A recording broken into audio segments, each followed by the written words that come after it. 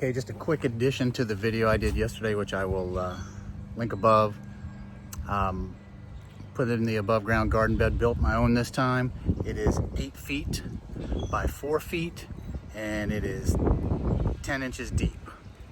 So here's what we got. We filled it, I put gravel in it, in the bottom of it. I put the landscaping netting in there. Sorry, not trying to make you dizzy. And then we went and got, when I say we, me and my neighbor Reggie across the street, because he built one exactly the same. And we went over to a local place that sells stone, gravel, and dirt. And we got a mixture of compost and dirt, which for a cubic yard was $52.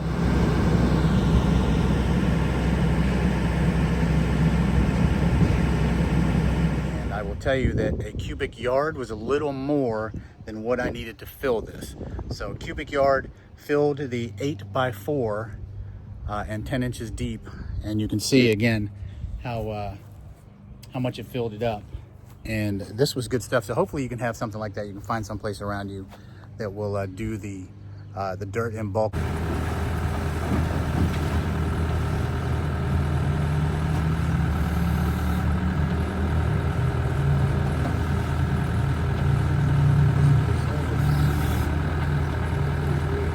Yeah.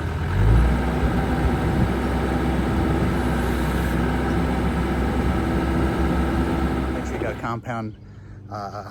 compost mix. And I put a little gravel in the bottom of mine because this ground is so compact and hard and full of clay that I need some drainage. Last year, my tomato plants just got ravaged when it rained. It rained for about 4 or 5 days straight, and it soaked the roots and ruined a lot of my tomatoes coming out. They ended up splitting before they ever turned red. So here it is again, and I'll tell you that if you can buy less than a cubic yard.